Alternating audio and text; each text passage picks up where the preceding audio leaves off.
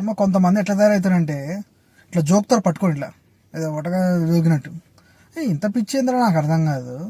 ఆయన బర్త్డే ఉండి పాపం వాళ్ళు కొట్టలే తిట్టలే డీజేలు పెట్టి డ్యాన్స్ చేయలే, ఏం చేయలే, ఒళ్ళు కూడా ఏం చేయలే. జస్ట్ చిన్న బ్యానర్, పెద్ద బ్యానర్ పెట్టారు, దానికే వచ్చి చింపాడు దెంగి వాడేంది వీడిందంట. సిగ్గున్నాదిరా. అంతమందికి ఎట్లుండే ప్రభుత్వం, ఇప్పుడు ఎట్లుంది? రోడ్లు వేస్తుర్రు, మంచి పనులు చేస్తుర్రు, గ్యాస్ ఇస్తుర్రు, పింఛన్లు పెంచిర్రు. ఇంకేం కావాలరా? అడగోలుగా మీరు ఇట్లా మాట్లాడి ఇట్లా ఫ్లెక్సీలు దింపేసి ఏం ఏం ఏం ఏం సాధిస్తారా? నాకు అర్థం కాదు. ఏదైనా పని చేసుకొని బతుకుర్రా? మీరు పుట్టినందుకు మీ అమ్మ నాన్నకి ఏదైనా చేయరు, దేశానికి ఏదైనా చేయాలరా? ఇంత ఇంత జ్ఞానం లేదు, నా లోడ ఏది లేదు మీకు. ఒక మంచి పని చేస్తుండు, దానికోసం ఆయన బర్త్డే అని బ్యానర్ పెట్టారు, దాని గురించి ఇంపార్ట్ దింగుతారు. మీరు ఏం దేశానికి ఏం చేయకుర్రి. మీలాంటి కొడుకులు ఉన్నా నష్టమే, కానీ సపోర్ట్ చేయకపోయినా పర్లేదు. కానీ ఒక మనిషికి కించపరిచి బ్యానర్ చింపకుర్రు ఆయన.